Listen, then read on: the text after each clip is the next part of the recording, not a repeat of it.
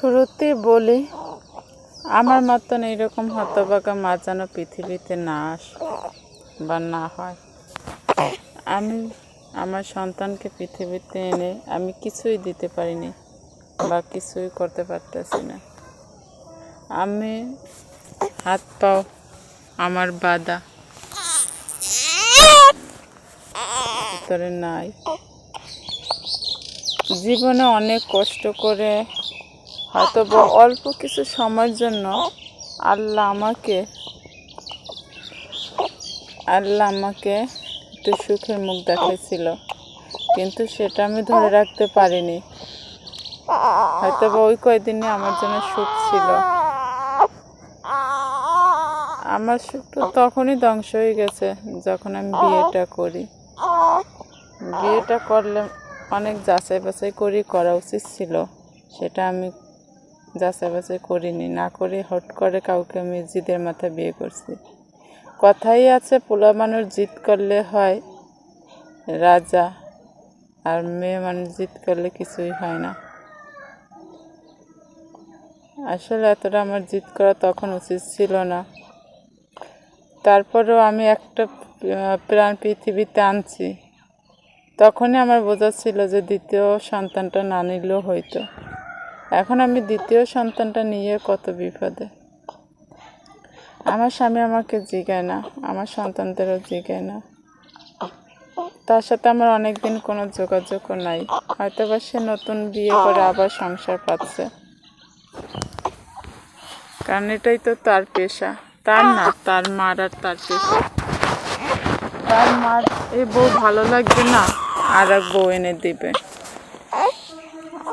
ওই বউ ভালো লাগবে না, আবার আর একটা এনে দিবে। আমার মনে হয় এই মহিলা মা নামে কলঙ্ক, মেয়ে জাতি নামে কলঙ্ক। আসলে এই মহিলার জন্য এক এক করে 6টা প্রাণ নষ্ট হয়েছে, 6টা জীবন নষ্ট হয়েছে। আল্লাহ কি মাসুম বাচ্চাদের অভিশাপ ওর গায়ে লাগতে পারে না? বলো, এই যে মাসুম বাচ্চাটা আমার কোলে, ও আজকে পৃথিবীতে আসছে 1 মাস 3 দিন বয়স, কিন্তু এই 1 মাস 3 দিনে তো আমাদের এখানে অনেক শীত পড়ে গেছে। আমি টিউশনি করি, ওর লাগে এখন পর্যাপ্ত শীতের পোশাক, সেটা আমি দিতে পারিনি, কারণ আমার কাছে টাকা নাই।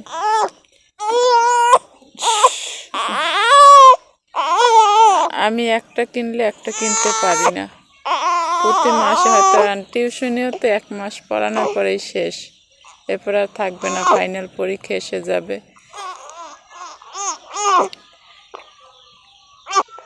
আর আমার হাজব্যান্ডও সেও নতুন নতুন খেতে ভালোবাসে। পুরনো জিনিস না তার কাছে ভালো লাগে না, তারও নতুন নতুন জিনিস ভালো লাগে। এখন এখানে একটা মাসুম বাচ্চা, 2টা বাচ্চা নিয়ে আমি কত কষ্টে আছি, আর ওখানে সে নতুন বউ নিয়ে আনন্দ এনজয় করছে। আর মাসুম বাচ্চা এখানে আমাদের এই বরগুনাতে শীত পড়ে গেছে অনেক আগেই। আর আমার দাদি ক্যান্সারে মারা গেছিল, ঘরের যত কাপড় চোপড় আছিল সবই ফালাই দিছে, কিছুই ঘরে রাখেনি।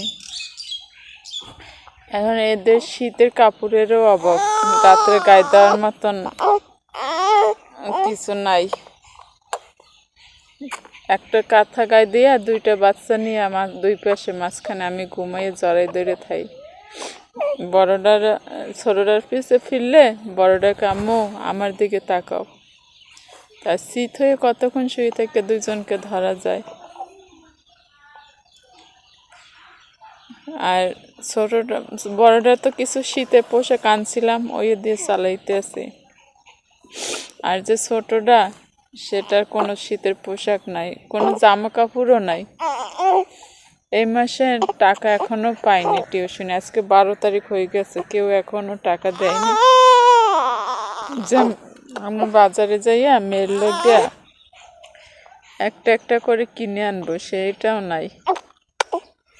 তার খালায় কিছু কিনে দিয়ে গেছিল, সেগুলো শীতের দেয়নি, গরমের পোশাক কিনে যখন হয়েছিল তখন গরম ছিল, এই জন্য গরমের পোশাক দিয়ে গেছে।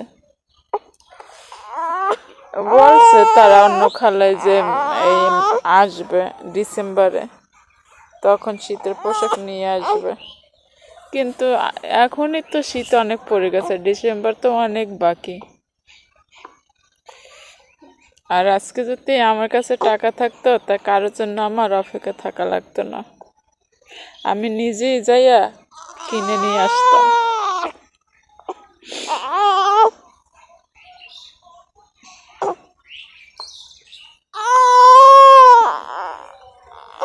আমার মা রোদে আসছে। তুমি কান্দছো না? কানতে আছো? তুমি না রোদে নিয়ে আসছি।